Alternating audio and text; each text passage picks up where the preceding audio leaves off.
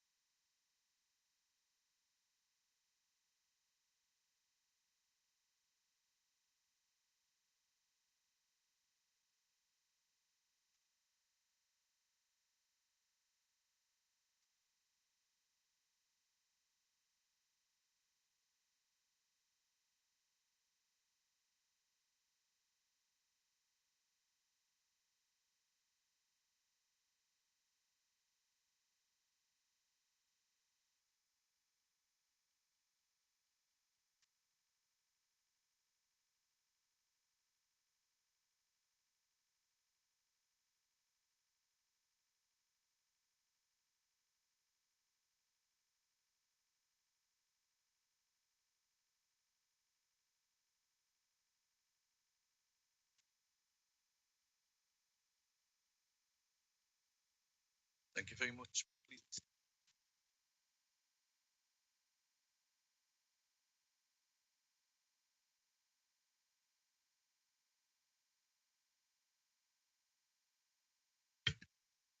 Item 1 on the agenda, we have public questions. One valid question has been received from a member of the public to be asked at the meeting. 30 minutes is allowed for questions from members of the public. Each questioner in attendance will have the opportunity to ask a supplementary question and will have up to 1 minute. The person responding has 5 minutes to reply to the initial question and 2 minutes to reply to a supplementary question. Any supplementary questions must arise directly out of the substantive question or the reply. Question 1 is from Mr. Steele. Is Mr. Steele in attendance? Okay, Mr. Steele.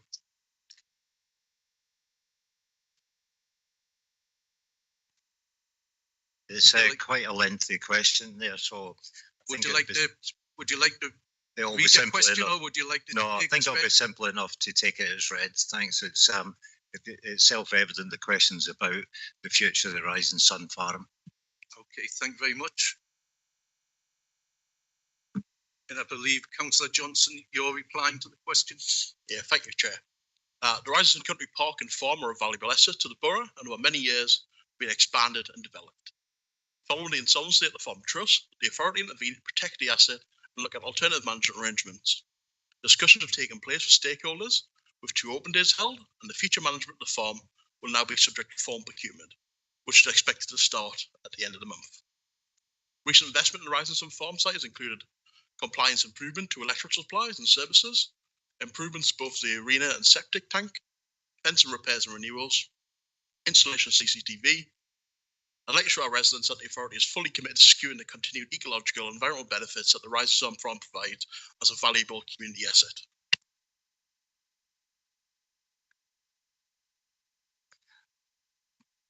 Yeah, I was just wondering if there was any concerns about the future viability, especially in financial terms, given the insolvency of the previous trustees.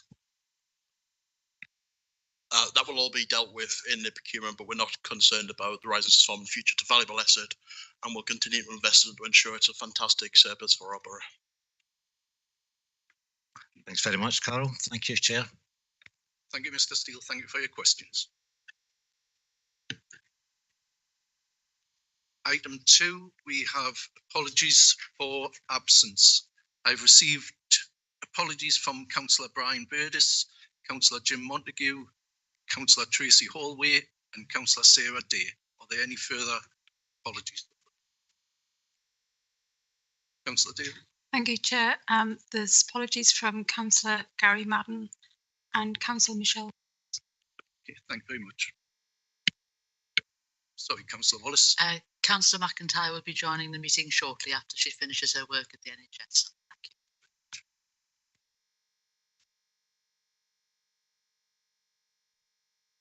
Okay, item 3, we have declaration of interests.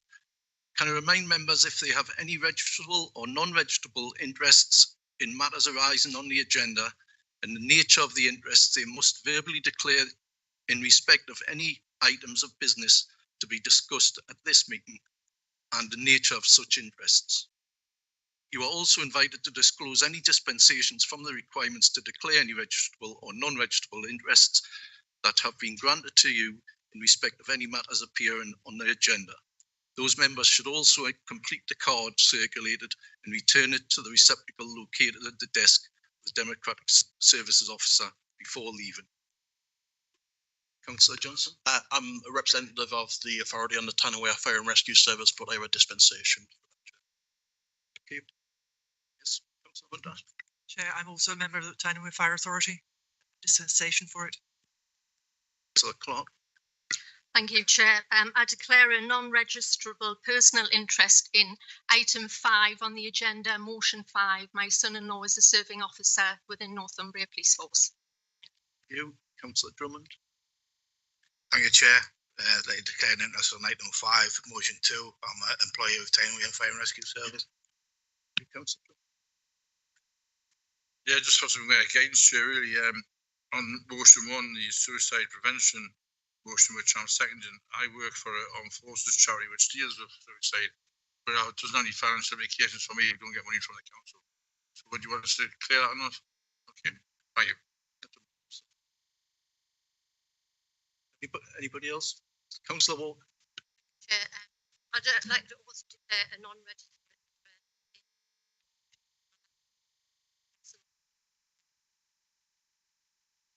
Thank you. Are there any further interests? Okay.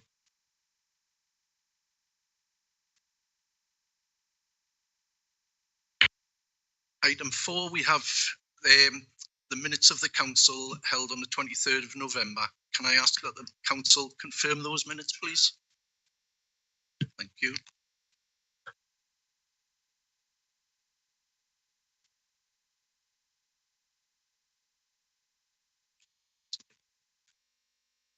All right. Motions. The next item is motions. 5 valid motions have been received as detailed in the agenda. Please note details of any legal and financial implications of any of the motions have been circulated to all members prior to the meeting. I would like to remind members that the electronic voting system is available, but please note that if a named vote is called for it to be, it must have a named vote called for it to be moved and seconded for each vote. So motion 1, signed by Councillor Thirlway, Cruddas and Cox. Can I invite Councillor Thirlway to move the motion, please? Thank you, Chair. I hope this motion receives unanimous support tonight. There's nothing political about it. There's no attempt to trip anyone up. This motion is about making a real world difference to the residents of North Tyneside. Thank you.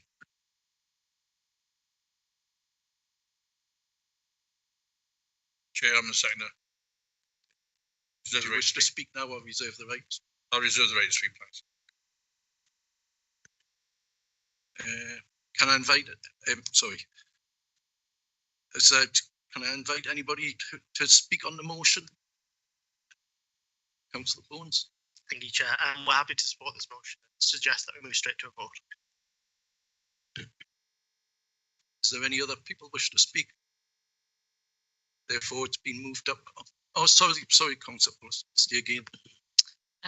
Thank you, Chairman.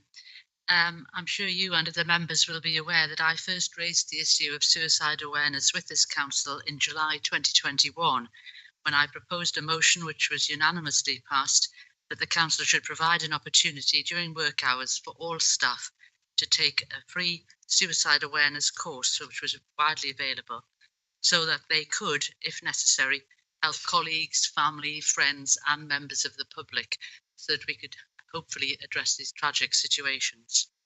I do hope that that opportunity was provided to all the council staff and that it continues to be so. I'm very happy to support the motion. Thank you. Councillor Johnson.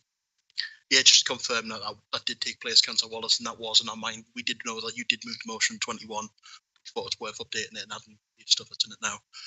Chair, can I call for a name vote when we move to the vote, please? Okay, does it I'll move have second the that. right to reply? Do you wish to comment? I was just a second Councillor Johnson's name vote. So we'll have a named vote now. Oh,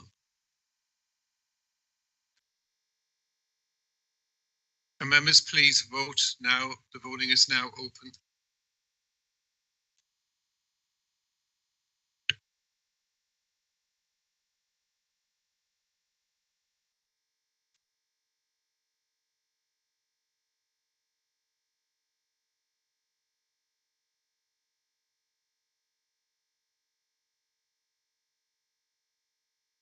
The vote is about to close. Please close the vote.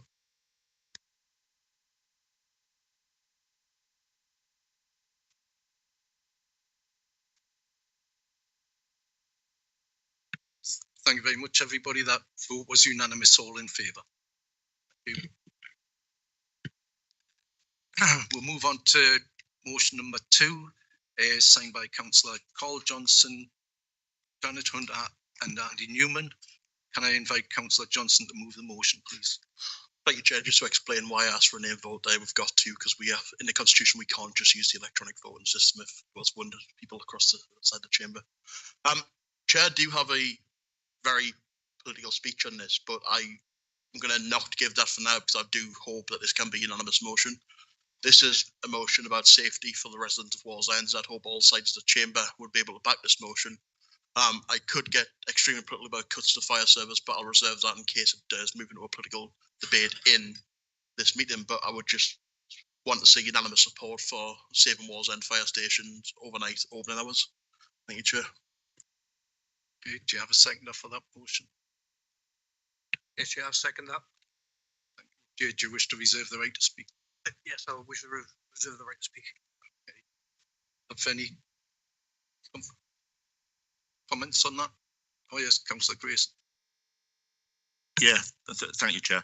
Yeah, I want to speak and support the motion and oppose the closure of Wallsend Fire Station overnight. And just to make the first point, this is not just about Wallsend, as I will explain. It would leave Tynemouth Fire Station, if Wallsend closed overnight, as the only open fire station for the whole of North Tyneside. And North Tynemouth does have 2 fire engines. However, because of the shift patterns that currently are employed by Tyne Fire Service at Tynemouth Fire Station, every 7 to 8 weeks, they have something what's called extended days. And on those extended days, for 8 consecutive nights, there is only 1 fire appliance available. So that would mean there'd only be 1 fire appliance available for the whole of North Tyneside for 8 nights every 7 or 8 weeks. Tyne and Wear Fire and Rescue Service 22-23 stats, also their own performance stats, also show that there's been an increase in all types of incidents including fire injuries. So the number of fire injuries have gone up, and the number of fire fatalities has unfortunately gone up as well. That went up from 1 to 10 in 22-23. Unfortunately, very unfortunately, one of these fatalities was in the Wallsend ward in that time period. An adult, unfortunately, very sadly lost their life. However, Wallsend crew did save 3 children that night. A second fire appliance did attend that fire, and they took another 7.5 minutes to attend. Goodness only knows what the consequences would have been of that fire in Wallsend if there hadn't have been a Wallsend fire engine attend that fire earlier than the second one. So the possible consequence would have been far worse than they actually were. Closing Wallsend Fire Station overnight would increase response times and significantly reduce public safety across North Tyneside. In fact, we had Tyne and Wear Fire and Rescue Service put out a press release this very weekend stating that the number of kitchen fires in Tyne and Wear had gone up by 40.4%. North Tyneside saw the highest rise of 87.5%. So I'm sure we would all be alarmed about that, and we would want to support this motion to encourage Tyne and Wear Fire and Rescue Service to keep Wallsend Station open for the good of all residents in North Tyneside. I'm sure we would all agree that we want to see improved training for staff and investment in new appliances, and also improvement in responses to water safety incidents like flooding, like is also proposed in the report. And I'm sure we would all welcome that. And these are much needed. And they are suggested in the community risk management plan that has been published for consultation. However, they cannot be at the expense of public safety.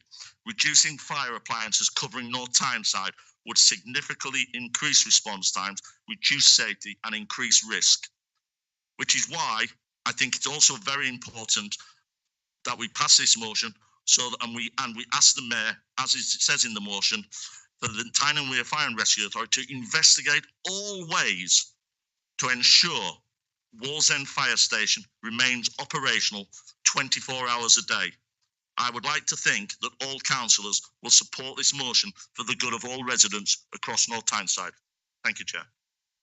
Councillor Grayson, do we have any further comments? Councillor Johnson. Thank you, Chair. The Conservative Group will be supporting this motion. We are fully committed to local emergency services being available 24 hours a day across the borough. That's why we've been consistent in raising our residents' views that Rake Lane Hospital should be a 24/7 operation. We would strongly oppose the introduction of a daytime-only fire service at Wallsend or any other fire station. We are in full support of the Mayor writing to Tyne and Wear Fire Service to raise the objection on behalf of the Council and propose we move to a vote. Councillor Johnson, any further comments? Yeah, Chair. Just really adding colour what some things Councillor Grayson said as well. It really impacts the entire Riverside all the way up to Newcastle. Biker Fire Station or Fossway Fire Station is the busiest fire station in Tyne and Wear. That would be the fire station expected to provide cover for Wallsend mainly. You can't ask the busiest fire station to provide more cover to Wallsend. We've seen road traffic collisions recently that required 2 free fire appliances within this borough. That would take up the current one at Wallsend and 2 at Preston anyway. Taking that away overnight would be a huge risk to the borough. And just really to urge the Conservative opposition to, I'm sure the Labour group on the Tyne and Wear Fire Authority will support this when it goes there, just to speak to the Conservative member on the Fire Authority and try and talk to Dr. Mullen to back this. But can I propose a name vote, Chair, for no reason other than to use the electronic voting system? I think Councillor Johnson, so we'll have Councillor Johnson and Johnson declare, like, proposing the named vote, so go ahead with that. The vote is opening now. If you'd like to vote, please.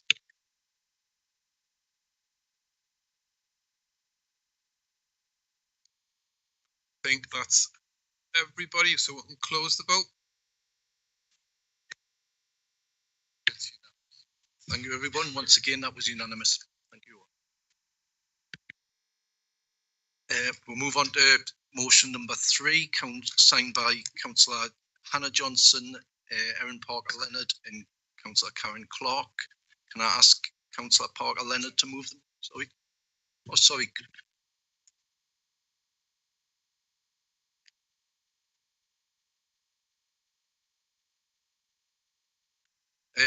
Yes, I don't see any reason why we can't.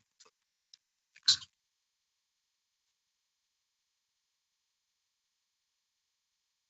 So we're now moving to motion 4, moved by, or signed by Councillor Bowens, Bartoli and Johnson.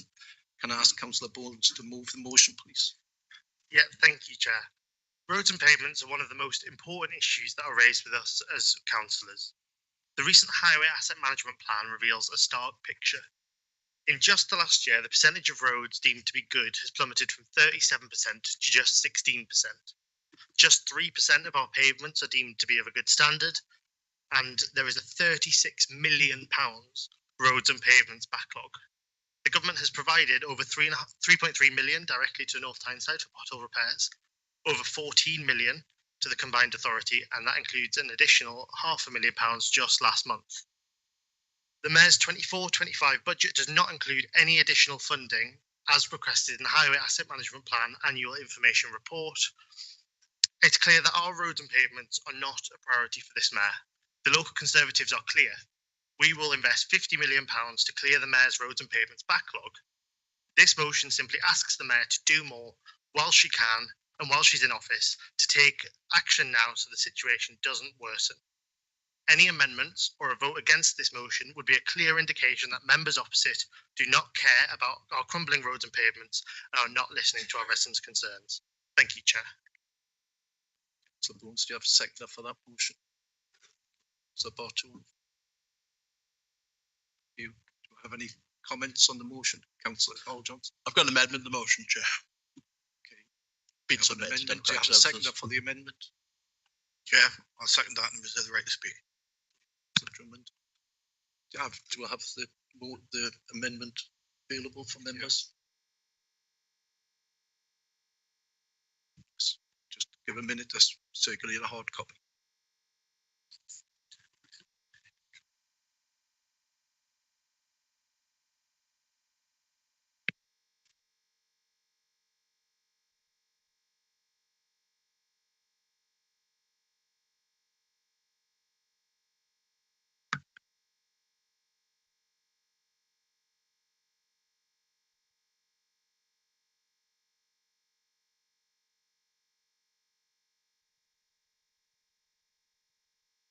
Chair, it might help if for the future we could have a larger font size for items coming up on the screen. I acknowledge we've received a written copy, but we've just wasted 5 minutes. If you hold on 1 second, Councillor Locke, we might just be able to do something about that. Hopefully. Sorry, Chair, couldn't hear you. I'm just saying we may be able to do something about that. All right. Now. So, see, you only have to ask Councillor Lott. That's fantastic. Awesome. Modern technology, yeah?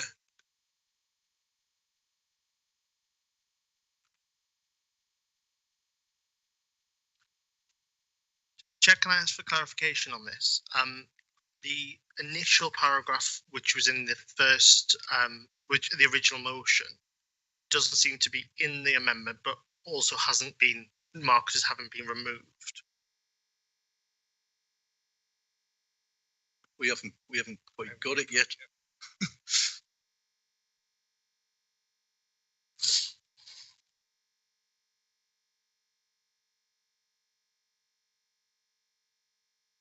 Chair mustn't have copied over when the amendment was sent. I will send it over.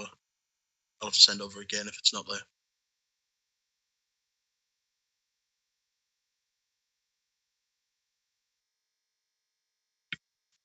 Sorry?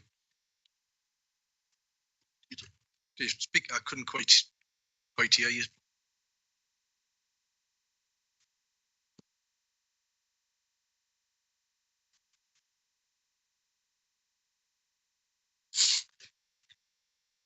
Chair, the amendment as sent should have included deleting after residents in the third paragraph, in the first paragraph. Sorry, Councillor, deleting after what? After the word residents in the first paragraph.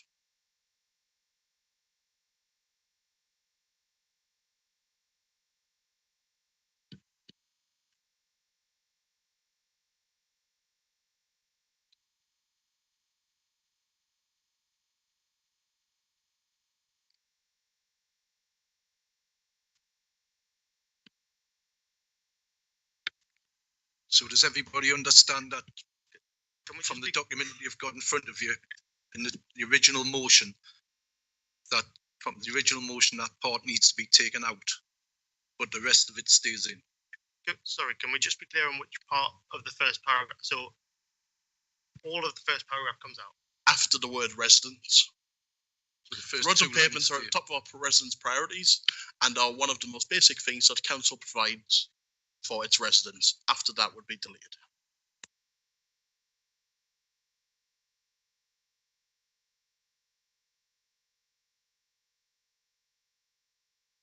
Can speak to the motion, Chair, might help explain why. Yes. If you'd like to speak to the motion. Thank you, Chair. Removing that part would be simply stopping the council telling a lie and bringing itself into disrepute. The roads and pavements, as shown in the Highways Asset Management Plan, are not worse than ever. I think you'll actually find if you look at the document that Councillor Bones so greatly quotes from, that the worst state the roads and pavements have ever been in North Tyneside were under the last Conservative administration. And the graph couldn't be any clearer. They've only got better because of the additional £2 million that this Labour group and Mayor have invested year upon year to try and cover the backlog to our roads and pavements. The Tory government have slashed roads and pavements funding nationally, over £2 billion a year taken out since austerity in 2010. Our cut in North Tyneside amounts to more than the backlog of roads and pavements in this borough. If we could just have the money back they've taken off us, we wouldn't have a backlog. We have the lowest backlog of any council in the LA7, including Conservative-run Northumberland Council. We've continued to invest more and more in roads and pavements over the years. And Chair, it's once again Councillor Bones backing his government rather than backing the residents of North Tyneside. They just need to give us our money back. They cancelled the most significant infrastructure project in the north in HS2. We're meant to redistribute money to the north and instead spent £200 million on potholes in London, which is not the north the last time I remember looking at it. Chair, I'll move the amendment as stated. There's a number of instances in the motion by Councillor Bones where he simply tells a lie. And we couldn't possibly allow that to go forward. We're happy to look and bring forward a plan. We've been bringing forward a plan since 2013, but we also need to write to the Secretary of State because they are responsible for this backlog, not just in North Tyneside, but in every council around the country. Chair, on a point of order, we don't call members liars in this chamber. Let's try and keep the conversation polite and respectful. It's points that can be made, but Chair, can I have I'd like a retraction from Councillor Johnson. Well, I didn't call Councillor Bones a liar. I said the motion tells a lie, Chair, just to be abundantly clear, and you'll not be getting any retraction from me. Well, okay. Thank you very much, Councillor Johnson. Are there any further people wishing to speak to the amendment? Oh, sorry, Councillor Barton. Thank you, Chair. I think it's interesting that normally this chamber is a bit of a pantomime with the party opposite booing and hissing and generally making the most out of what you guys on this side. And this meeting has followed on in much the same vein as the last meeting, in that everyone sat in silence because ultimately these amendments, as you know, follow the pattern of the last meeting, which are basically just showing that the party opposite is paralysed by power. They've been in power for God knows how long, but they don't seem to want to take any responsibility for any of the problems. They just seem to.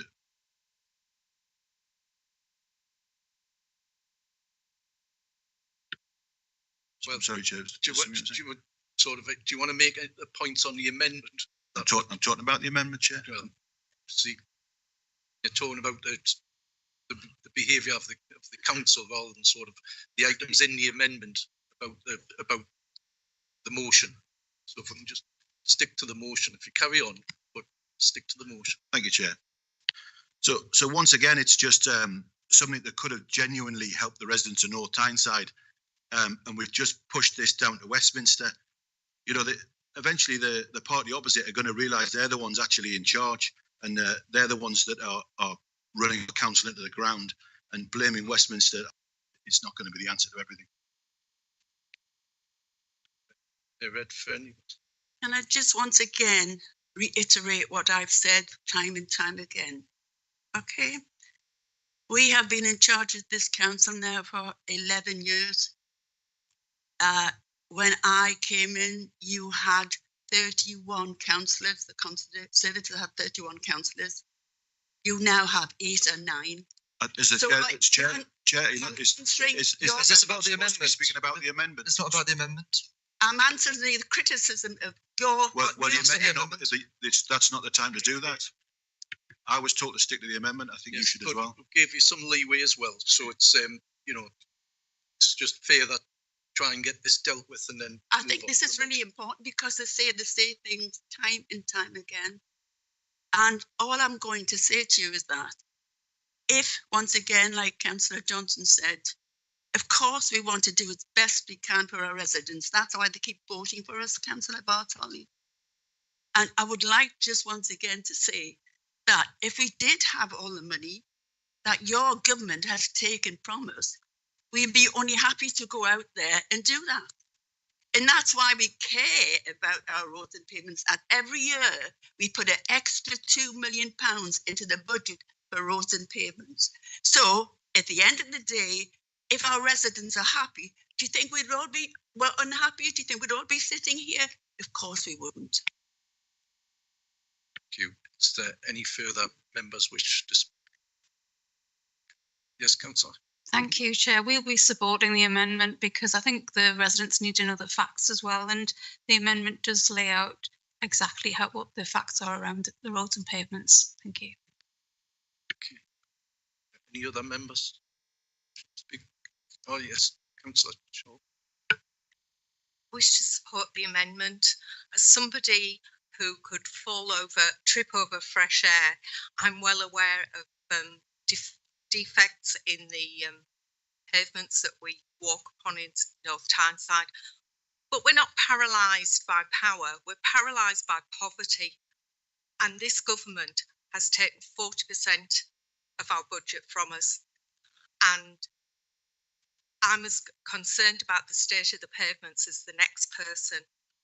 But I congratulate the Cabinet in power here for the 2 million extra that we managed to find every year for pavements. Thank you, Councillor Shaw. Councillor Thirlby. Thank you, Chair. I'll be very brief. The elected mayor said we've been in power for 12 years and we've been running services, we've been protecting services. I think if it was left up to the Conservative Party to run this council, we'll be bankrupt in 12 months. Oh, Councillor Gary Bell. Yeah, Chair, on that point, we can speak about one of our partners, Cabada, which was brought in by the last Conservative administration. I don't think they're the best post-day wholesalers in the world. Any further? Just Councillor Johnson. Thank you very much, Chair. Thank you. Chair, I just want to make two salient points. First, when it comes to allocation of funding, the Conservative group is repeatedly reminded by our elected mayor that people are more important than the environment. Well, believe it or not, this Conservative group sitting over here fully subscribe to that perspective. They are. But what we understand, and the Labour group opposite does not understand, is that people and the environment are not mutually exclusive. The broken pavement that goes unrepaired does actually impact people. Nowadays, residents maintain there's little or no pleasure in walking on the pavement. To be safe, the elderly resort to walking on the road or the cycle path even. So few cyclists that the cycle paths are much safer than the pavements. And of course, there are the severe injuries that residents sustain during trips and falls. More of that later. So this authority needs to find funding. It's no different from any other authority. They're not all gone bankrupt. It needs to find funding within its own budget. And instead of repeatedly complaining and going to central government, as we've just heard, with a begging bowl, it needs to look at itself. Now, Chair, the good news is that this authority is beginning to see the light of day. The Conservative group is pleased that consultation on home to school transport policy, post-16 transport, is to be undertaken. At long last, the authority has recognised the financial folly of providing transport provision over and above the statutory requirements. This is but one example, Chair. Were the authority to exercise a similarly rigorous analysis of its social care budget, it will inevitably identify other savings.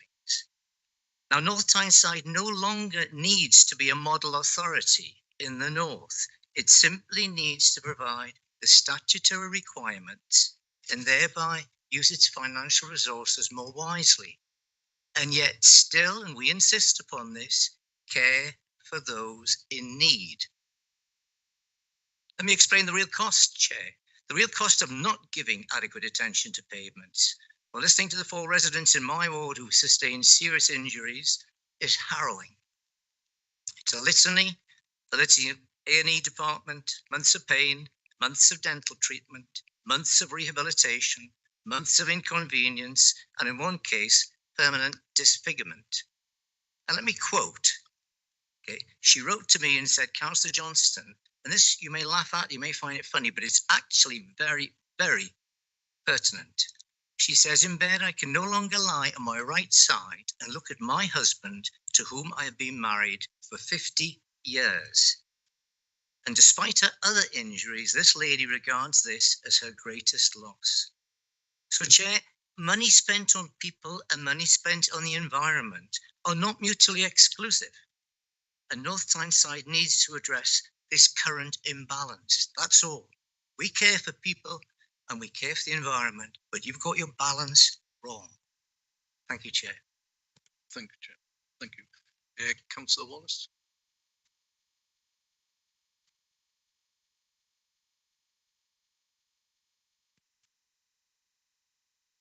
Thank you.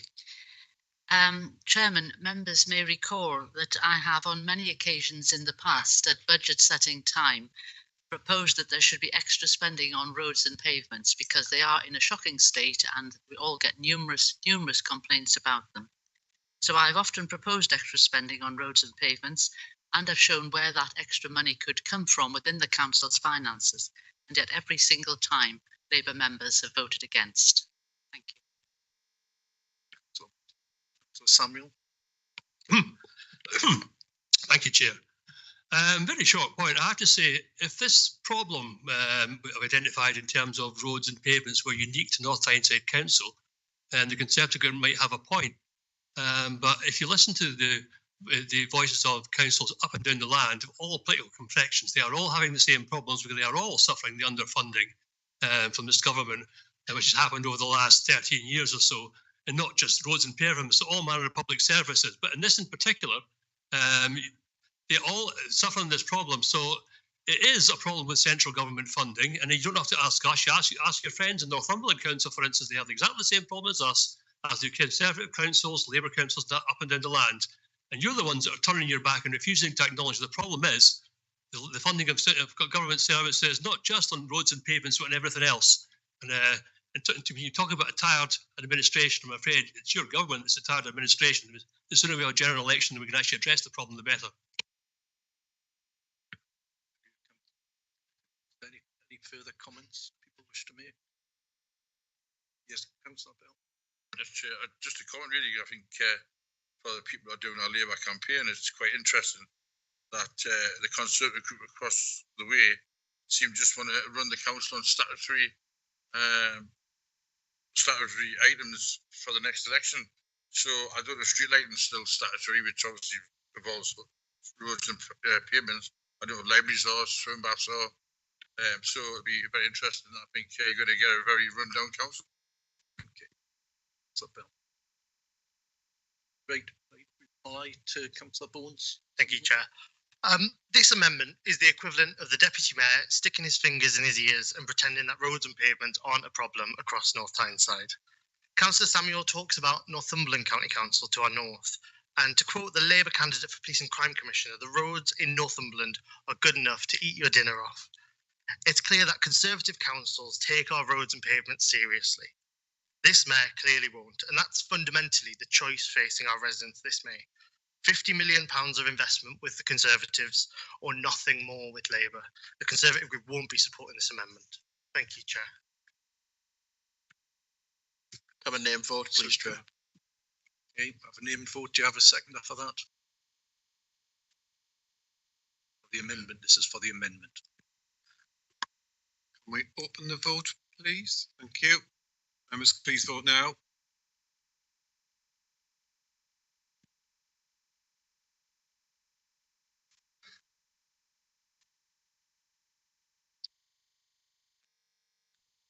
Close the vote now.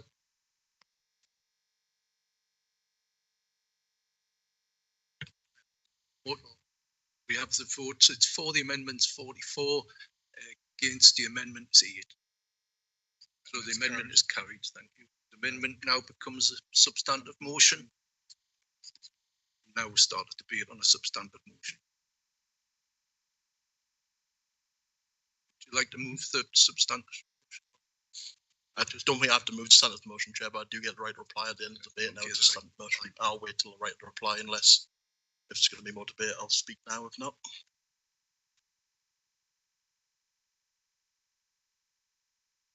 It's, do you wish to end? well, if no one's going to speak, Chair, I'll take the right to reply. I'm not sure if the Conservative group can read or not, because the action they ask for from the motion is still in the motion in its entirety. Bring forward a plan to try tackle the backlog. That's the only thing you ask for. The rest is just nonsense political posturing from yourselves. But the only thing you actually ask the mayor to do, we agree. We are going to do that. I don't see how they can't support the motion. They're saying that we try to bring politics into it, but claiming that the roads and pavements are in the worst condition they've ever been, when the document they also quote from states clearly the worst condition the roads and pavements have ever been was during the last Conservative administration. And what has helped to bring them up to a better standard is the £2 million a year investment from the Labour group and the mayor. Councillor Bones quotes Northumberland County Council for their roads and pavements. Northumberland County Council paid out more money than any other council in the region because of damages to cars, because of roads and pavement defects. Naturally, because of their area, they have the biggest backlog in the region, but they have a massive backlog even in southeast Northumberland in the urban fringe. Chair, the Police and Crime Commissioner candidate might well have said that, but frankly, she is wrong on that front. The roads in Northumberland are in a significantly worse condition than in North Tyneside. Chair, we are absolutely committed to try and do everything we possibly can to bring our roads and pavements further. Councillor Bones has selectively chosen quotes from the HAMP and is not willing to look at the HAMP in the round, but he's also continually unwilling to ask his government for more money. If you look at any of the county councils in this country, every single one of them is asking for more money for roads and pavements. Why is Councillor Bones different to the Tories? Why is he more extreme? And why is the Conservative group in North Tyneside more extreme than the Conservative groups? Why won't they ask their government for more money? It's only money they've cut from us in the last few years, Chair. So I recommend we move straight to vote, Chair, and have a name vote. Is that seconded for the name vote?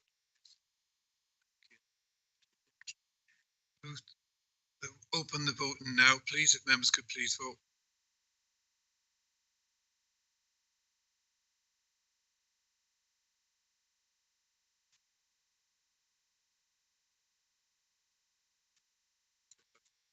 Close the vote now.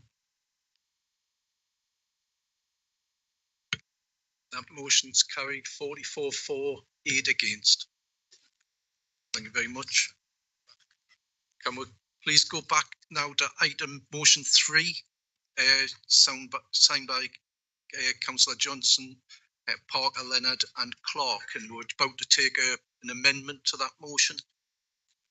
Oh, sorry everyone, we need to take the motion first. So can we ask for the mover of the motion, please? Johnson, Councillor Johnson. Oh, sorry, Councillor Parker, Leonard moving the motion. Thank you, Chair. The OECD defines gender mainstream as integrating a gender equality perspective across government action and policy decisions. Gender mainstreaming is one of the most effective ways for governments to promote gender equality. 1 million women and girls are focusing on the need for this approach to be applied to what will be the newly formed North East Mayoral Combined Authority, or NEMCA for short, which will include County Durham, Sunderland, South Tyneside, Gateshead, Northumberland and Newcastle, and of course our very own borough of North Tyneside. NEMCA will reside over the aspirations and life chances of over 1 million women and girls. It can be tempting for policymakers to think that women and men use public services in the same way, but this is often not the case. It can be tempting for policymakers to think that any decisions and changes will affect women and men in the same way, but this is also not always the case. Considering the specific needs of women and girls from the beginning results in better policy making that works for everyone. There are many examples where policy or lack of policy has let women and girls down. You would think that something like seatbelt safety would be an area where gender equality wouldn't be an issue. Caroline Criado Perez reports that crash test dummies based on the average male are just one example of designs that forgets about women and puts lives at risk. Women being 47% more likely to be seriously injured at a car crash. The situation for pregnant women is even more shocking. Women are doubly impacted by the housing crisis as a result of their disadvantaged economic position and their disproportionate responsibility for care work. Lone mothers are overrepresented in temporary accommodation. Nationally, women are more likely than men to be identified as economically inactive. And there is not one pregnant or breastfeeding woman I know that would design a park bench with no backrest. The list goes on. By no means do we think policymakers don't care about women and girls, but there are external factors such as bias, lack of lived experience, or oversight of consequences when it comes to making decisions at such a high level. Imagine what would happen if all policymakers had to stop and pause to think about the possible and probable negative effects that policies or lack of policies could have on women and girls, and if they had a framework to guide this. The meaningful integration of gender equalities perspectives into all systems, structures and policies is needed to address all of these issues and more. This motion is calling for the new leader of NEMCA, whoever they are, to ensure that this happens meaningfully and decisively, and I hope all members here tonight agree. Thank you, Chair. So, Leonard, do you have a second? Okay, do you wish to speak now or reserve the right? Thank you. I'm pleased to second the motion. I fully endorse what Councillor Parker Leonard has just said. And I think despite the long history and the significant achievements of the women's movement and the introduction of varied legislation to address gender inequalities and discrimination, sadly, as we've just heard, gender inequality remains evident in most areas, if not all, of social, economic, political and personal life. We also know that gender is an important factor and driver in health inequalities. It's therefore vital that we ensure all policy and practice takes into account the specific, diverse and often complex needs of women and girls, and that we remain firmly committed to continuous improvement in tackling gender inequality and gender mainstreaming. I would like to say that here in North Tyneside, we do take our work around tackling inequalities and gender mainstreaming very seriously in our policy, in our practice, and in our design and delivery of all of our services. It's not just because we have the legal and statutory responsibility and duties. I would argue it's because we're really passionate and we're fully committed as an administration, as a council, as an officer team to doing that. I would in many ways argue we're already leading the way, and we have a very comprehensive approach in place here in the borough. It includes our North Tyneside plan, equality and diversities policy. We have an embedding equality programme, which aims to mainstream equality into everything that we do as a council. It includes quality impact assessments, and we have an annual in-depth equality review. We have a corporate equality group, which is the mechanism through which our equality work of the council is led, monitored and coordinated through an officer team and overseen by the cabinet member. Alongside this, really importantly, and I would really advocate, is that we fully recognise the need to consult directly with certain groups of people, including women and girls, to find out the lived experience, ensure that our policies are grounded in the lived experience of women and girls, and that any specific concerns are built in to design and development of any policy or work at a very early stage. A good example of that was the North Shields Transport Hub, an embankment walkway, where we undertook direct consultation with women and girls in relation to personal safety issues and concerns to ensure the design took this into account. And we'll have many other examples. I'm not saying we've got it all cracked. I think there's still a lot of work to do, and we're fully committed to continuous improvement. But I think we have lots of examples that could support the new North East Mayoral Combined Authority taking advantage of that learning and embedding this kind of approach in their policy and practice from day one. I hope you'll support this motion. Thank you. Okay, thank you, Councillor. I'll just call on members who wish to speak. I believe Councillor Wallace, you've indicated. Chairman, I have an amendment. Details of which I've already forwarded to officers for circulation, please.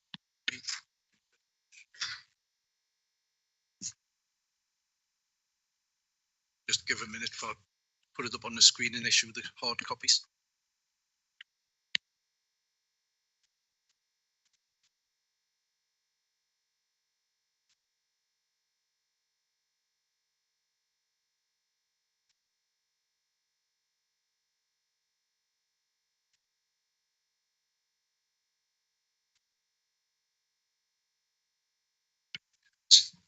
Councillor Wallace, do you have a?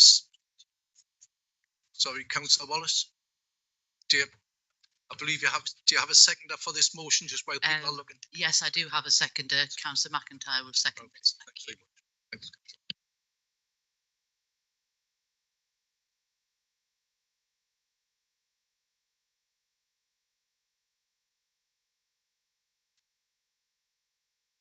Chair, can I just seek some advice on this? Does this motion not negate the original? Sorry? Does this amendment not negate the original, given the original was on women and girls?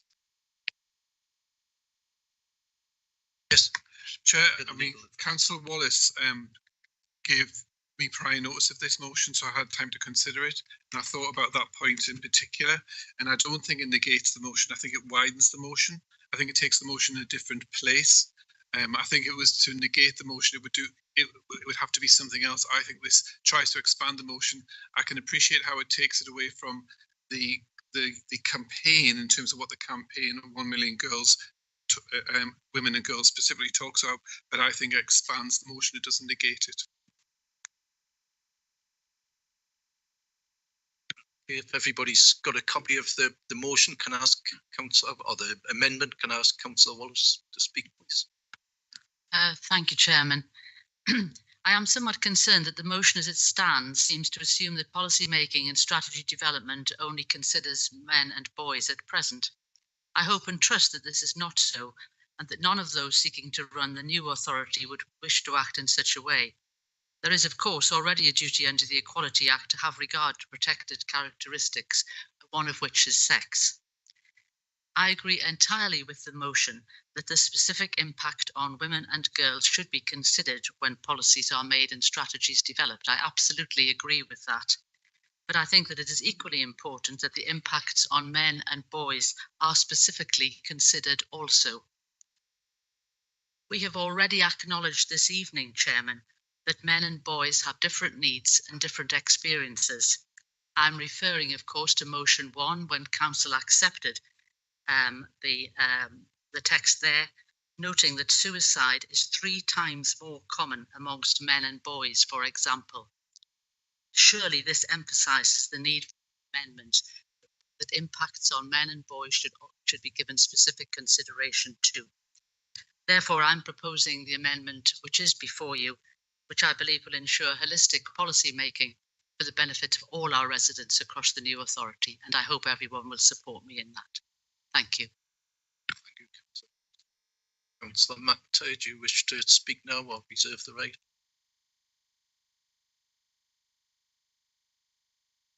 Reserve the right to speak. Thank you. Thank you. Are there any members wishing to comment on the amendment? Councillor Carl Johnson. Thank you, Chair. I've absolutely no problem as a man being the North East Combined Authority, specifically looking at policy, how it impacts men. But this is a particular campaign and a particular motion about how it impacts women and girls. I would happily back a motion that comes and talks about how it is separately addresses men and boys. But I think in this instance, this is a campaign that we absolutely right to support, because the Million Women and Girls campaign is going to be a good campaign. And we do absolutely need to separately address how women and girls are impacted by policy. I will happy if Councillor Wallace brings a motion to the March meeting. We'll all be happy to back it to see how it specifically impacts men and boys. But on this instance, Chair, we believe that this does negate from the motion, and I know the legal officer decided it hasn't, but it does negate away from the impact of the original motion. We'll be voting against it, but we have absolutely no problem with a separate motion coming for men and to consider policy of men and boys. But we think this would take away from the campaign and the message of the motion, Chair. Thank you. Councillor Hannah Johnson. Yeah, I would agree. I think this amendment it takes away specifically from the campaign that we are asking, well, we're wanting the Mayor to support, which is specifically looking into issues around women and girls. I think similar, if there is a motion or a similar campaign around impacts on men and boys, bring it to the next council and we can always look into that as well. But this specific campaign is around the very specific issues that women and girls face. So we should be voting against it. Thank you, Councillor Johnson. Councillor Thirlway. Thank you, Chair. Obviously, I can't speak on behalf of all men and boys in the new combined area, but I really don't see the need for this amendment. I think it really dilutes actually the purpose of the motion. I think Councillor Wallace does make some important points around suicide and the demographic difference on there, but I think this essentially spoils a really important motion. I think the default for policy making has always been that to prioritise men and boys as opposed to sort of women being seen as sort of an afterthought. And I think this is really important to address that sort of historic injustice. So I think I understand where Councillor Wallace is coming from, but I think it's actually really important that we don't dilute this motion. Councillor Thirlway. Councillor Davis. Thank you, Chair. I think this amendment misses the whole point of the motion, and I'm glad that Councillor Parker Leonard actually cited the book Invisible Women by Caroline Perez. It has some really fantastic facts, and I think that as all women, everyone needs to read it. It's fascinating, and these are based on facts. Such as women actually absorb more toxins in their body than men do because of their fat content. So really, this is really this is a specific motion for women and girls. It's actually everything that Councillor Parker Leonard described. Seatbelts are made for men, and women do actually have, wearing a seatbelt actually have more risk of an accident. So that this motion is actually specific to women and girls. And I think, as Councillor Johnson said, if there is another motion for men and boys, I would support that. But this one is specific for women and girls. Thank you, Councillor Davis. Councillor Bartoli. Thank you, Chair. I think on this side, we appreciate the motivation behind this amendment, and I think we credit that it's probably meant with the best of intentions, but if the policymakers are considered women and girls and men and boys, then that's just everybody and seems to take it back to the status quo. And I think Councillor Parker Leonard rightly pointed out some specific areas where policymakers do perhaps need to think about women and girls specifically. So I agree with the other points that have been made, and we won't be supporting the amendment. Okay. Councillor Bartoli. Councillor Mazinga. Thank you. I also am not supporting the amendment simply because the amendment will totally take away from women and girls because the way women and girls use transport and the way women and girls must be supported is totally different from what happens to men. And if we say we're going to include everyone, then what's the point of having this motion? Because it's specifically 1 million women and girls campaign. And if we put everybody, then it doesn't make sense at all. Thank you. Councillor McIntyre, if you speak. Sorry, I didn't hear you, Chair. I just want to say that the amendment does not detract in any way from the campaign. Thank you, Councillor McIntyre. Councillor Bell, Gary.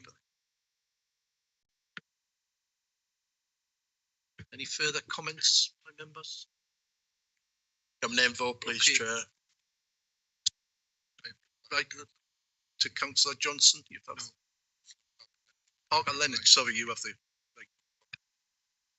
Thank you, Chair. I just wanted to thank Councillor Wallace for highlighting men and boys as well, because yes, they are also important, as are all human beings. But once again, this motion was to highlight the issues that women and girls face, and myself and Councillor Clark have relayed in our speeches many of the examples, of which there are many more, which I also stated in my speech. So I think it's really important that this amendment isn't carried and we stick to the original motion. the point of it being to highlight the issues that women and girls face and the disproportionate effects that policy making has on women. So thank you, Chair. Thank you. We'll move to the vote now on the amendment. Do you want, does somebody want to say if they were having a named vote?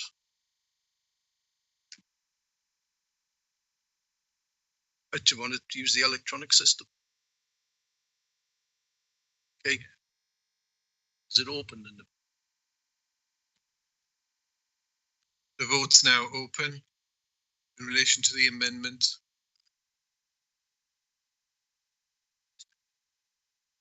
Out.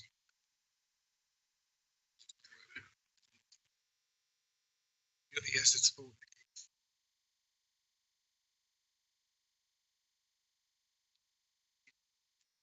It's your vote, not the call. Yes, it has. It's one shot, that's right. I'll close the vote now.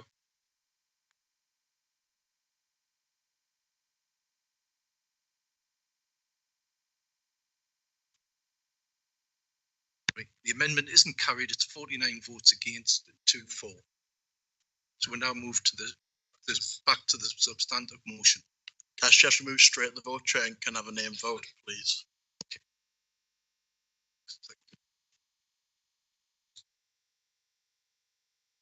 Open the vote now. Members can please vote.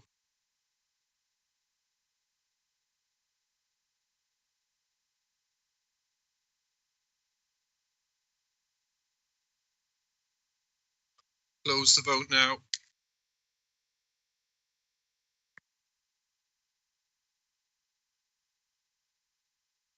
The vote for that is 51 in favour. Nobody against. Thank you very much.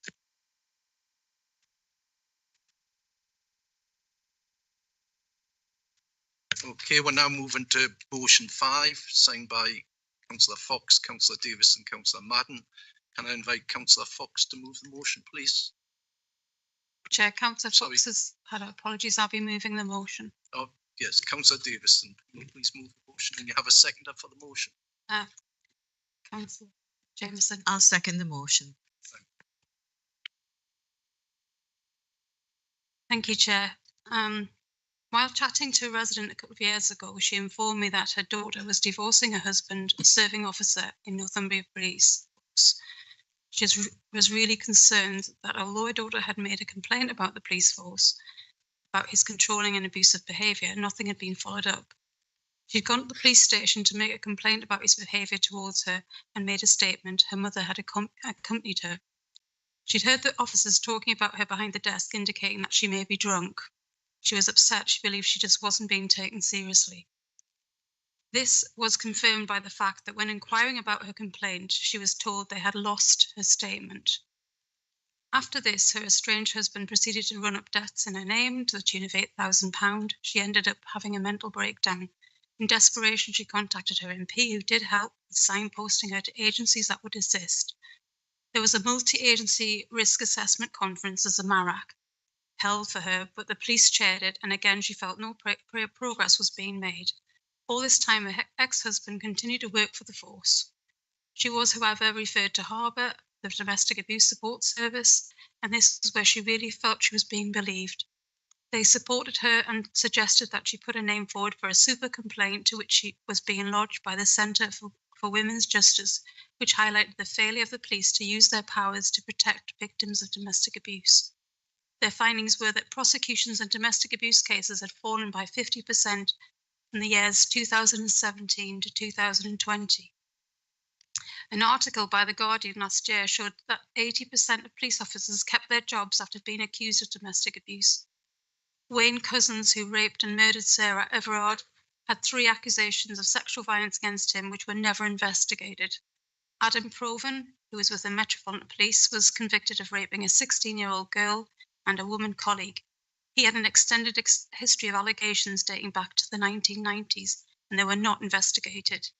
This is what happens when you let offenders get away with it. They become bolder. The resident's daughter did come out of this she has come out of this stronger, she says, and she now speaks out against violence towards women. She even spoke on Radio 4. She's in a better place now and changed jobs. They reported only a year ago about police in a Northumbria force making sexist and racist remarks on a WhatsApp group after the George Floyd case. Her ex-husband is still a serving officer with Northumbria, but she says this is not unusual. She knows scores of women who have suffered the same, but their complaints aren't taken seriously. And she says the police protect their own. This needs to change if we are to trust if we have to have trust in our force, and it needs to start with the police forces being transparent about who they employ and what vetting is in place. This data that is being requested is a first step in this process. I'd ask the Chamber to support. Thank you. So Jameson, do you wish to speak now or reserve the right? I'll speak now, thanks, Chair. I think it's fair to say that because of the cases that we've seen over the recent year or two, that there is a bit of a crisis of trust for women in the police. This isn't a particularly new thing. There's been a number of cases. This is a headline from The Guardian of over 10 months ago, which said that more than 1,500 UK police officers were accused of violence against women in a 6-month period. The wording here in the Guardian report is staggering figures from the National Police Chiefs Council show that less than 1% of those accused have been sacked. Last year, Refuge, which is a charity of women and girls against domestic violence, sent a Freedom of Information request to all police officers in England and Wales, asking for the numbers of violence against women and girls related misconduct or gross misconduct cases against police officers and police staff. It's shocking that only 26 police forces responded to that Freedom of Information, and sadly Northumbria Police was one of the ones that didn't respond. I think it's important that we build the trust that women have in the police force, and that trust will be built on honesty and transparency. We've just passed a motion about million women and girls, and I think it's our duty really to make sure that the women and girls in North Tyneside, that the police force is responding to Freedom of Information requests and other information that can show that they are building a force which women can feel some sense of confidence in. So I would ask that the council support this motion. Councillor Jameson, do we have anybody who wishes to speak to the motion? Councillor Johnson. Thank you, Chair. We fully support the importance of full transparency when it comes to such important issues related to Northumbria Police. It is indeed vital that women and girls have trust and confidence in the people who serve and protect them. We have raised questions raised in the motion directly with Northumbria Police, and they too fully support the need for transparency, trust and confidence. The police have confirmed that the records show that those FOI requests received in 2023, there are no requests that have either not been responded to by way of a finalised response, or for those that remain ongoing, each response has been acknowledged, so the request has confirmation that the request has been received and the force is working in response to the according to legislative timelines. In 2023, Northumbria Police received over 1,800 FOI requests, and they remain a high-performing force in terms of compliance with FOI legislation. Given the importance of the questions raised in the motion and their commitment to transparency, Northumbria Police have already provided the information requested without the need to wait for a letter from the Mayor. The information requested in the motion has been provided by a number of police as follows. Number of police officers from April 2019 to March 2023 who have been accused of sexual domestic violence offences is 64, and this includes 2 former officers. Of that number, 54 have been investigated. Of the officers who have been investigated, 17 were allowed to continue their normal duties during the investigation, and following the investigation, 3 officers were prosecuted and 11 were dismissed. While we fully support the transparency in the motion, Chair, the police have said they didn't receive their FOI from the Liberal Democrat Party, and that's why they didn't respond. They responded to us almost immediately with the information. I'm sure had they received the original FOI, they would have responded, Chair. So with that in mind, the only thing the motion asks for is to provide that data. That data has already been provided, Chair.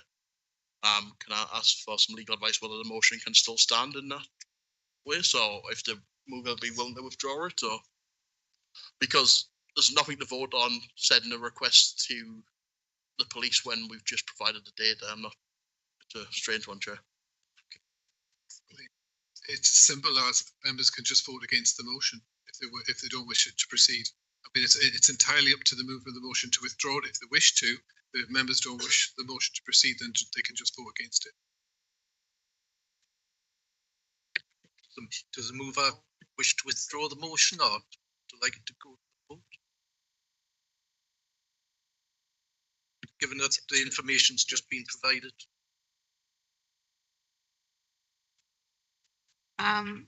I still think the motion's valid. I mean, the police, this is the whole thing about the police. It's about the trust, isn't it? I mean, I've just quoted a resident who said that they lost a file. I mean, if we have the written evidence from the police, they definitely haven't got the freedom of information request. I think that, you know, we don't have to withdraw the motion. We want the evidence, and if they're willing to supply that, then, you know, I think the motion should stand because it was reported on, wasn't it? On a point of clarification, Chair, just I know the councillors may not have seen their emails today, but I know the Assistant Chief Executive has been in touch with the independent movers of the motion and to provide the information as requested in the motion. Just quickly, would that be the sort of thing if the information has been circulated? If the information's been circulated, all members of the council, would the movers be happy with that? Chair, I'm not sure whether I'm allowed to speak or not. My view would be this just asks for that information in a formal manner. So wouldn't it be better to just ask for the information and get it back in a formal way to the council? I believe that's what's been done today, isn't it? Chair, on a point of clarification, that information hasn't been shared with all members. I think Councillor Davis should still be able to go to a vote, and that vote should result in all members receiving that information. Well, that would be it. And if it's sort of, if all members can receive that information, if you want to go to a vote, we can go to a vote.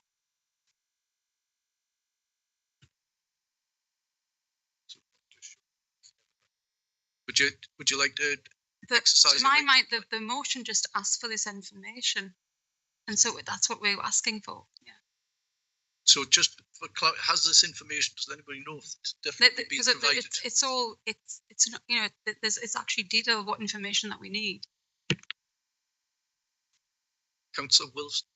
Surely proceeding with the vote does put this matter on record, whereas withdrawing the motion would mean that I don't think it would appear on the record, would it?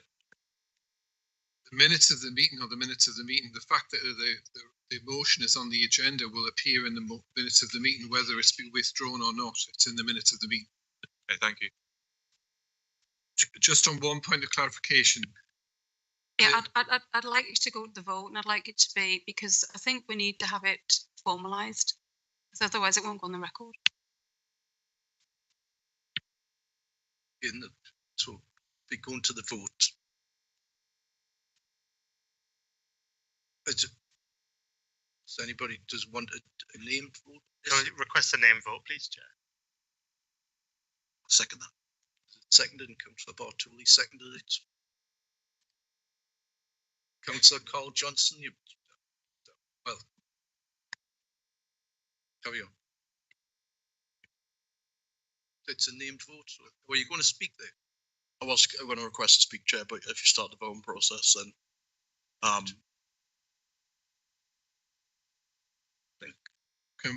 it's already gone to a vote now, I think.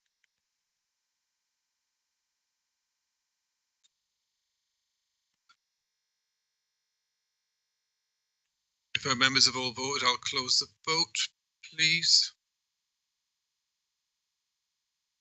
Vote's closed.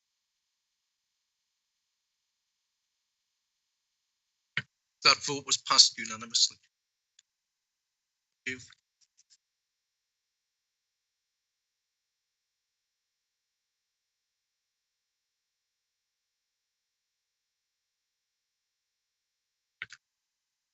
Right, everyone, we're now moving to that ends the section on motions. We're now moving to item 6, the independent remuneration panel report. Can I ask Mr. Watson of the independent remuneration panel to present a report, please? Thank you, Chair, and good evening, everyone. Can I just, first of all, offer apologies for John Anderson, who's chair of the panel, who can't be here tonight. I'm not going to say very much, really. I'm going to be brief. I think there are 2 recommendations that the panel are making, both fairly self-explanatory. The first recommendation is that the allowances scheme for 2024-25 remains the same as the current scheme. No changes at all. I'll say just a little bit more about the second recommendation, because I think the view of the panel is that we should be having an in-depth review of the scheme. It's some time since we've actually done that. And I think it is important that we look at the scheme as a whole in detail from time to time. That's overdue. I think we also feel it's a good time to maybe look at comparative data, comparative information across the region about allowances and schemes and how that all works. And that's one of the roles of the panel, we think, really, to kind of look at that and to report back to the council on what we might be able to learn from others. And finally, I just want to say that in terms of the dates that are in the second recommendation, we do feel that we want this to be a short, sharp, focused piece of work and report back to the council in July. And that also gives us the opportunity that once we report back in July, that if there are further questions or queries, we've got the time to go away and do a bit more work on behalf of the panel, and then bring a further report back if that was necessary, still be in time. So that's it, Chair, really. I think that's all I have to say on that, unless there are any questions. Yes, thank you very much, Mr. Watson. Do members have any specific questions on the report? Okay. Oh, Councillor Wallace. Chairman, this is just a comment, just to say thank you to the panel for the work which they do. Councillor Wallace. Further question? Well, thank you very much, Mr. Watson, for the work. Thanks a lot. Now, Councillor Carl Johnson, I believe you're going to Yeah, thank you, Chair. Formally move the report. Really thank the panel for their work. We do agree the members' allowance scheme should be frozen this year. So thank the panel for the work and agreeing to that. And Labour Group got no problems with the recommendations, Chair, so we're voting for them. Thank you. Formally, do you have a seconder for that? Formally seconded. Okay. Are there any comments? Councillor Bones. Thank you, Chair. I wish to move an amendment to the recommendation.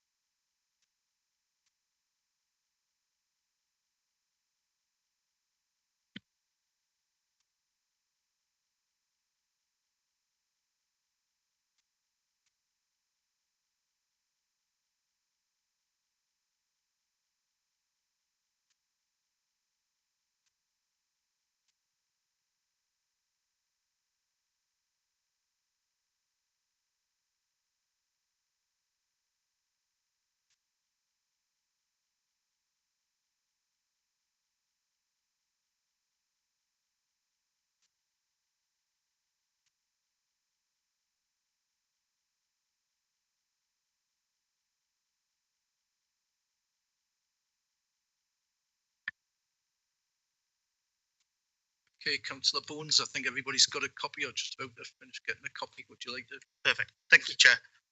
Firstly, I'd like to thank the panel for the work that they've done on this report. I think given the current economic climate, councillors shouldn't be considering pay rises for themselves, and that's why we welcome the first part of the recommendation that the allowances are frozen for 24-25. Our concern is around the timing of the remuneration panel's in-depth review. We absolutely agree with the need for an in-depth review. However, timing it just after all our elections does seem a little bit cynical. The Conservative group would like to see that in-depth review still take place, but instead report during the normal timetable, which would be to January 2025 Council. That would mean that the members' allowance scheme remains frozen for the duration of 24-25, and that for any changes to it would not kick in until 25-26. This seems a fair and sensible amendment to ensure that our residents don't think that we're all on the gravy train. Thank you, Chair. Just quickly, just formally, do I have a seconder for that motion? Second the amendment. Thank you, Councillor Bartle. Does any members, Councillor Cole Johnson? Another classic game from the Conservative group. Any review that took place in July wouldn't apply to the next municipal year anyway, for the members' allowance scheme for the following year. Doesn't really matter when the review takes, but I'm not going to play the Conservative Party games. Any changes that were agreed in July wouldn't apply to until next municipal year. Don't know what Councillor Bones has got, in his head, but we're just going to go with the recommendations as we'll be voting against the amendment. Chair. Okay, is there anybody else wishes to comment on the amendment? So Thurloway. Chair, I trust the decision of the recommendation of the panel over Councillor Bones. So Thurloway, anybody else? Okay, Councillor Bartle. I think this amendment sends out the right message to our residents that we sympathise with them. We know that the cost of living is difficult at the moment, and it doesn't allow, I think part of the opposite, which is our fear, is to increase their allowances just after the election. Okay, thank you very much. Councillor Gary Bell. Thank you, Chair. I think January 2025 will be a great time because the country will be feeling happy because we will have a full Labour government. We'll get rid of this rotten lot, and we might have some growth and have some people actually be able to live. Thank you. Thank you for that, Councillor Bell. Councillor Bones, is there any further member wishes to speak? Okay, Councillor Scargill, did you? All right, okay. Councillor Bones, you want? I think yeah, because you moved the amendment. Oh, sorry, sorry, apologies. Councillor Johnson, you have.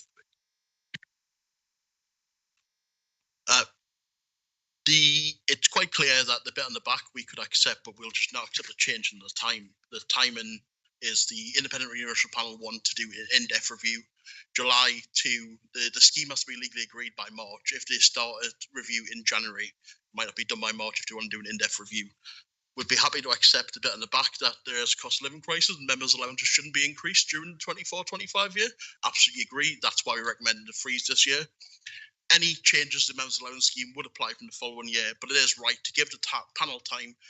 There is going to need to be obviously we need to renew the remuneration panel from time to time. Members may want to step away. It's only right that we give the remuneration panel the maximum possible time to conduct a review. It might well be that they go in January 25 anyway, but they deserve the time to conduct the review thoroughly.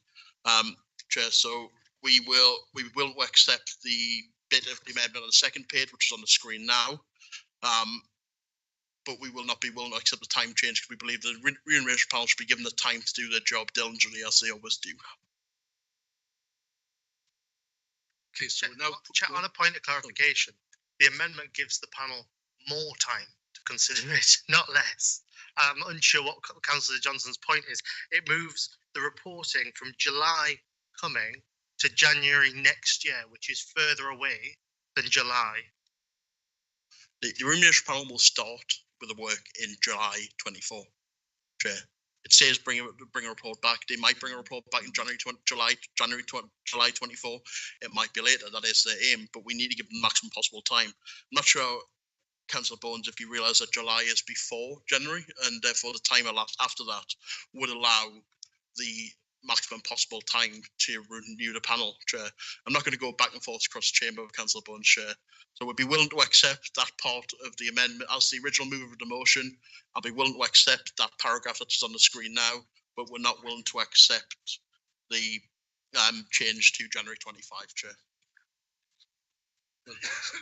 Does that mean, Councillor Bones, would you withdraw the January 25? I'd like the amendment as written in full to go to a vote, and I'd request a name vote, Chair. Okay. Now voting on the amendment. So, yeah, again. So we're opening the vote now. Oops.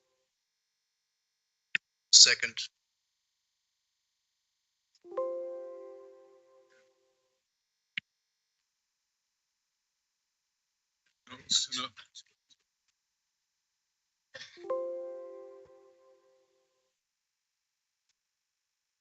If members can just bear with us, we'll try and reset the system.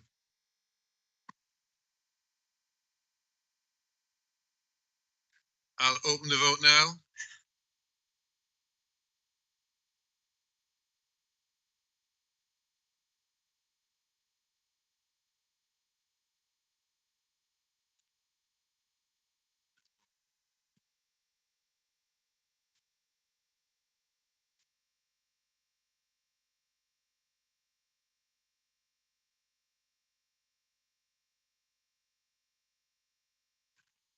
I'll now close the vote.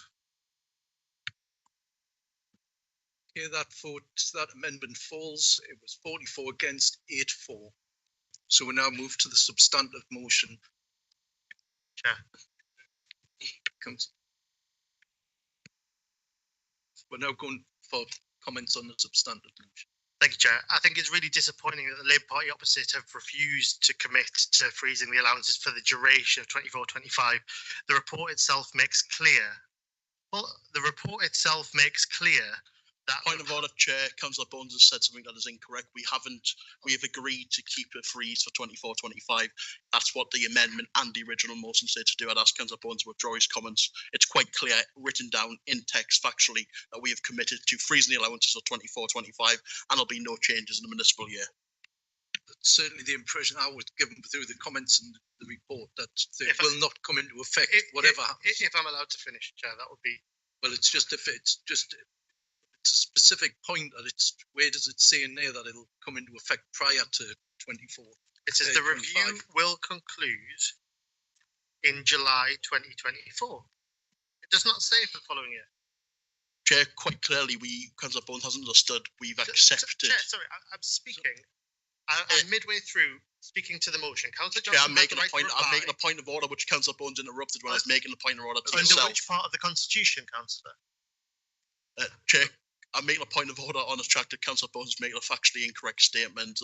That's what the point of order is about. Not within the Constitution. Well, I think the clarity, we'll need the clarity on the point. But a point of order must be within a point within the rules of procedure.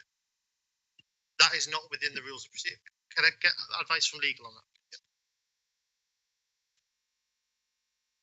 Point of order has to refer to the relevant rules of procedure, which has been questioned in terms of how it is being used.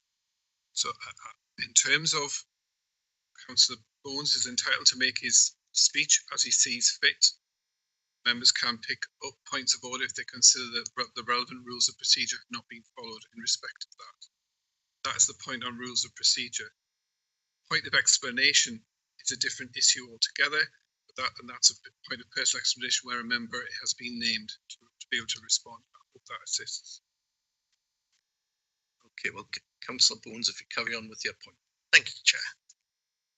The concern that we have on this side of the chamber is that the report has been moved to July, which is just after a very important set of elections for this authority. Now, we've seen in the past Labour councillors voting through 24% pay rises for themselves and any number of other pay rises over the years.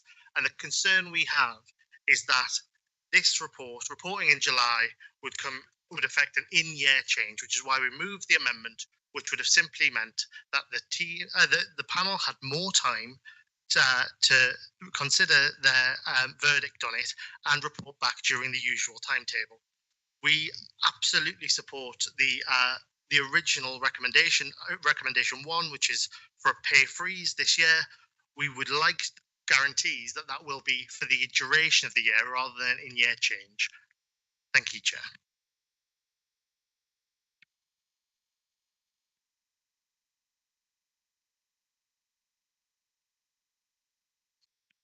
Is there any further members wish to comment on this report? Councillor Jameson, yeah. I'm not actually standing this year, so I'm completely impartial to councillor allowances, but the original motion seemed very clear. There would be no rises in the year 24-25. That is incredibly clear in the motion. And if there is a review in July, that review may take some time, but it would not be recommending anything until the following financial year for implementation. So I don't understand why there's any requirements for anything, any amendments in the first place, but the motion is very clear. So I think we should just move to vote and vote. Thank you, Councillor Jameson. Councillor Thirlway. Chair, I think every single meeting the Conservative Party complain about this chamber descending into a political circus. I think the only political circus is the Conservative Party. I imagine they've already written their leaflets to go out tomorrow. You know, they're playing politics with the independent panel. They're playing politics with this chamber. You know, let's just vote for what's been recommended by independent people. You know, like I say, I trust them over the Conservative group. Thank you, Councillor Thirlway. Is there any further comments? Just like to point out on the original of the full report on page 54, item 3.2, it does say that they are proposing no changes, which is exactly what we're doing. I believe Councillor Jameson's just pointed out that there's no changes in the report. So just when we go to the vote, so that people are aware, that's just for clarity. Anybody else? Do you want to write to reply? Absolutely, Chair. Thank you. I think Councillor Jameson said exactly as it is. The original report says there will be no increase in the 24-25 year. The amendment, the party amendment, which we accepted and is now part of the motion, is quite clear. Committed members, no allowance freeze during 24-25. We are absolutely abundantly clear there will be no allowance increase in 24-25. If Councillor Bones votes against this motion, he's voting against freezing allowances for 24-25 because that's what we're absolutely committed to do. Hope the Conservative group will join us in being absolutely committed to freezing allowances for 24-25. Thank you, Chair. Councillor. It's the members asked we need to get a name vote, please, Chair. Is that a seconder? Chair, can I just double check on a technical point? The amendment fell, so that second paragraph isn't in the motion as it stands.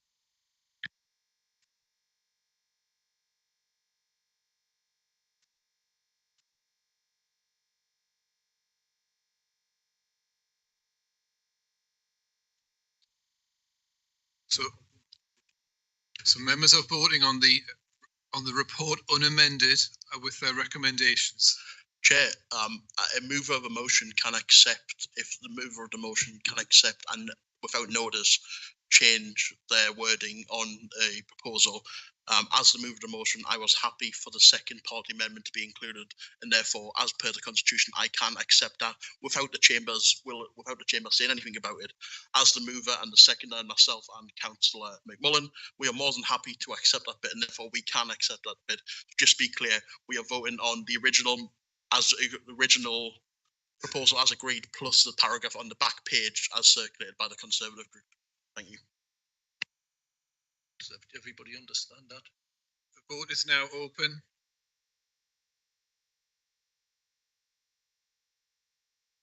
I have to reset it because it won't let anyone that didn't vote. Can you reset the vote, please?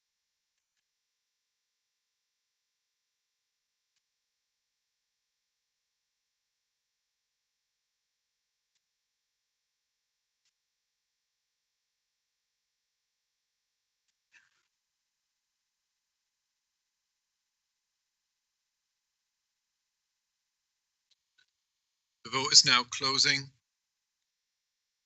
Please close the vote. Okay, that motion has passed unanimously, 52 for, none against. Thank you very much.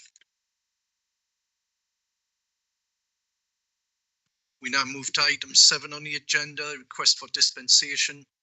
Can I ask the Mayor Redfern to move the report? Thank you, Chair.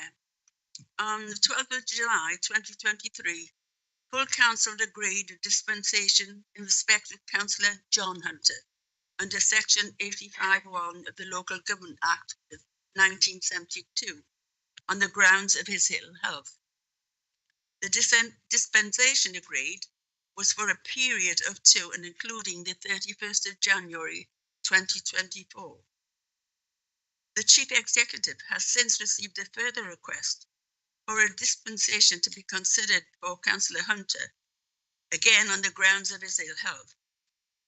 And this report recommends that full council agrees a further dispensation for Councillor Hunter for a period up to 7th of May 2024. I would ask this council if they can agree a grant of dispensation for Councillor John Hunter pursuant to section 85(1) of the Local Government Act of 1972 for a period up to the 7th of May 2024 and approve Councillor Hunter's non-attendance at meetings of the authority during that period on medical grounds, and agrees that the continued best wishes of this council are conveyed to Councillor Hunter at this time. Thank you. Ben, I believe you're seconding this. Yeah, motion, formally Councillor second, Chair. Johnson. Do you Reserve wish right to to speak speak. now or reserve? Reserve right to speak, please. Okay. Do I have any other members wishing to comment on this item? Okay. Just move to vote, Chair. Can I ask for a name vote? We need a named vote. That we'll have a seconder for that. Can we move to a vote, please? Vote is now open.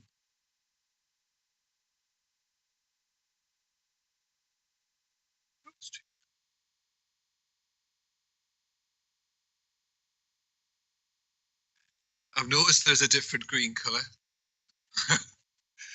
Just close the vote, please. Vote is now closed.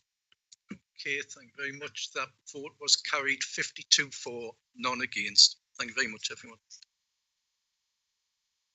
Item 8, the programme of meetings for 24-25.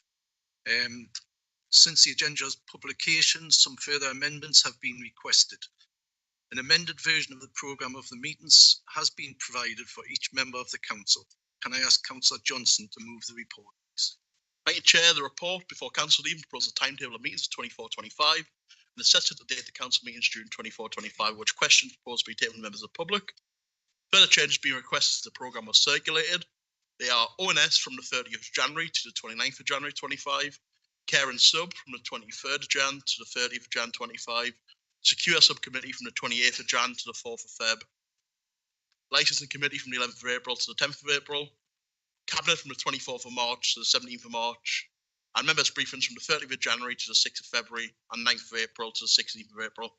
The timetable's been drawn up on the similar principles always been done in the past, and proposed that the current year, 3 council meetings will be designated for public questions, suggested to be the 18th of July 24, 21st of November 24, and 23rd of January 25. Therefore, like the rules recommendations are set out in 1.2 of the report, Chair. Thank you very much, Councillor Johnson. Councillor Samuel, I believe you're seconding the motion. Do you wish to speak now? Yeah, second, reserve right to speak. Okay, thank you very much. Do we have any? Recommend we move to vote and have a name vote on this, please, Chair. Okay, do no members wish to speak? Okay, we'll go to the vote, please. Councillor Samuel. Can we open the vote, please? Vote is open.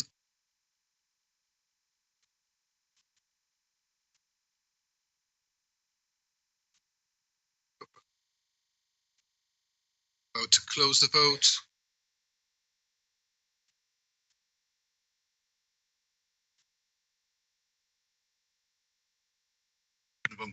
Okay, that vote's now closed. The report's been passed 52 for, none against. Thank you very much. We'll now move to item 9, second home council tax premium. Can I ask Councillor Johnson to move the report again? Thank you, Chair. A rare bit of praise for the Conservative Party from me on this one. This is a very good change which the government allowed us to reduce. And I recommend to the council that we agree with effect from 1st of April 25, the authority implements a second home premium of 100% of the council tax payable in relation to dwellings that class has been occupied periodically, and agree that the Director of Resources be given authority to determine if any dwelling or class of dwelling should be exempt from the second home premium as considered appropriate.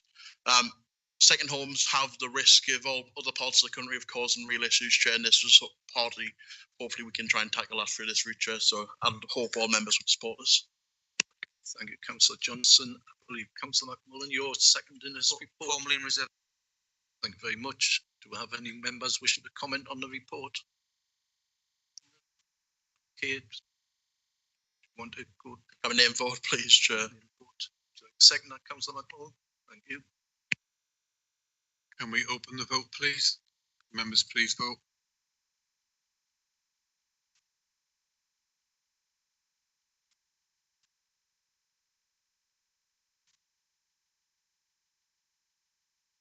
Close the vote now. Okay, thank you very much, everyone. That vote carried 52-4 and none against. Thank you. We'll now move to item 10, which is the chair's announcements. I don't have any announcements to make tonight. And item 11, the mayor's announcements. Thank you very much, Mayor. Okay, we now move to item 12, questions from members of the council. Question 1 is from Councillor Bones. Do you want to ask your question or take it as read, Councillor? Okay. Can the mayor please give an update on the so-called temporary 50-mile-per-hour speed limit on the coast road and provide the date where she expects works to be complete and the speed limit returned to the national speed limit?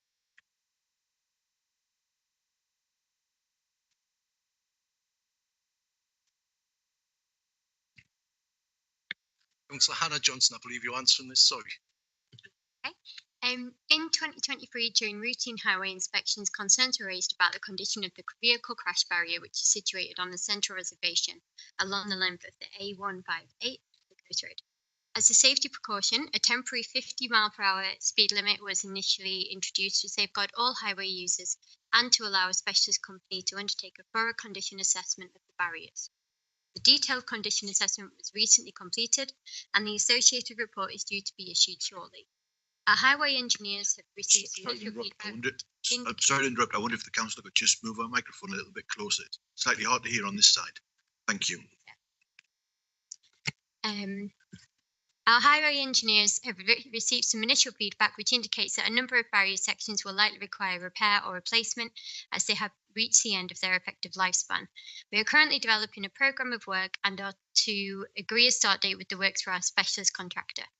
In the interest of highway safety, the temporary speed limit will remain in place for the duration of the works and will be removed as soon as the repair works is complete.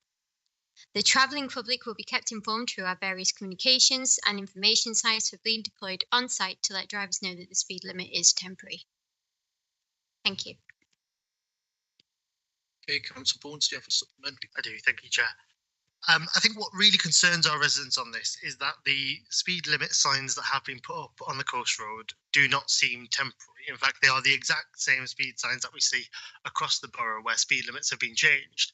So the question for the cabinet member is really, is this really a 50 miles per hour speed limit, which is temporary, or is this another anti-motorist measure from Labour in the North East? I mean, if you've driven down the coast road, Councillor Bones, at any point in the last few weeks, you'll see there's one sign as you go onto the coast road at Billy Mill roundabout, and there's another sign as you come into North Tyneside from Newcastle telling people very clearly it's a temporary traffic limit, it's speed limit. And I don't know why you're shaking your head because they're there. I go past it every single day. It's very clear. And I know as well that they're there because I specifically asked for them after admittedly having the same thoughts myself when I saw the speed limit signs. So it's pretty clear to motorists that they are temporary. Councillor Johnson. Now go to question 2 from Councillor Scargill. Do you want to ask your question or have it taken as read? I'm happy to read it out. Parking in our estates is a real issue. Many grass verges are churned up in the wet weather, which looks dreadful and become very slippy and dangerous. Making some of these into parking spaces, which we have seen in some streets, proves cost effective in the long run. Can the Mayor outline what funding she will make available to convert more of the grass verges to parking spaces across Churton Grange and the Lynn Estate? Thank you. Thank you. Again, I believe you answering this question. Thank you. Parking on grass verges is a national problem and is frustrating for both residents and the council. The cause of this is often down to the design and layout of older estates, which are not designed for the current high levels of car ownership and the increased size of vehicles. The conversion of grass to hard surfacing is undertaken occasionally by the council, but only where there are exceptional circumstances such as severe and repeated damage to grass areas and where it may be causing a safety concern. The works can also be disproportionately expensive to undertake, given the need for the regrading curb edges, integration with the existing highway, as well as the potential risk for buried utilities, gas, water, electricity, which may lay close to the surface and need protecting or diverting. In some instances, we have carried out an estate footpath maintenance programme, such as hardboat roading colour coats, and vehicle access crossings have been extended. This is something we offer to our residents when we are carrying out a scheme and our construction teams are on site doing works.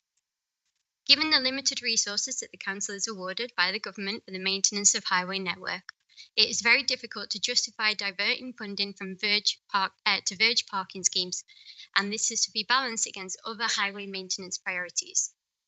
Moreover, the government and the council have declared and are actively tackling a climate emergency and are encouraging residents to adopt more sustainable modes of travel, such as walking, cycling, and wheeling. As such, the hard surfacing of grass verges is at odds with the council's policy objectives, which seek to reduce reliance on private motor cars. The removal of glass verges and replacement with non-porous surface treatment also increases the risks of localised flooding and standing water on the highway. Moreover, the loss of incidental green space can also detract from the street scene and the appearance of an area, thus lowering the quality of the place for our residents. Additionally, the removal of amenity grass is not always acceptable to all members of the community. For these reasons, the council has no plans to make additional funding available for grass verge hard paving. Thanks. Thank you, Councillor Johnson. Councillor Scaldwell, do you have a supplementary? I do. It's a disappointing answer because we do have a solution to tackle a real problem, and I would appreciate if the mayor would meet me and some local residents so we can have a look at the problem, which disproportionately affects estates in estates on housing land and makes them look terrible and will contribute to problems like antisocial behaviour and a lack of pride in local areas. What would be good if would the cabinet member be able to provide me with the last time a major investment was made into the Churton Grange and Lynn estates? Thank you. We can certainly look into it, and I'd be happy to meet with you about it as well. Essentially, if you want more funding for us to potentially look into it, get in touch with the government as well, which is run by your party. Councillor Johnson. Okay, we'll go to question 3 now. Councillor Davis, do you want to ask your question, or would you like it just taken as read? I'll ask the question, thank you. On the 16th of March, Council agreed that the licensing committee would give consideration to the options available to the committee of adding a condition to premises licenses to require the licence holder to provide transport home for staff working late. What is the update on this, as staff are still expected to travel home at their own expense? So, I believe you're answering this question. Yes, thank you, Chair. Thank you for the question, Councillor Davis. A report was provided to Licensing Committee on the 12th of July 23 and due consideration was given. The specific condition that the Council agreed would be explored cannot in fact legally be added to a premises licence. The full report to Licensing Committee is available with the minutes of the meeting, available on the Council website. Thank you. Do you have a supplementary question? It's just that it is concerning that some staff who are quite young are actually being asked to travel home late at night when the taxis, and have the expense of a taxi, or sometimes having to travel. I'm just thinking of the safety of residents, and I just wondered if there's any way that the council can consider this. Thank you. What I can say, Councillor Davis, is that council officers do go out and visit, for example, the pub watch visits, etc., and they do give advice to licence holders around staff safeguarding, risk assessments, etc. But it is the responsibility of the employer, and it would be a decision of the employer. There isn't anything the local authority can do. It's not legally allowed. Thank you. That ends the question session. Item 13 is the decision of the Standards Subcommittee. The report is attached and council, simply for council to note, members are advised that it would not be appropriate for council to discuss the details of this matter, as the hearing is now complete and the matter has been determined by the Standards Subcommittee. As that brings to the end of matters, the business for this meeting, I would like to thank you all for your attendance tonight. Thank you very much.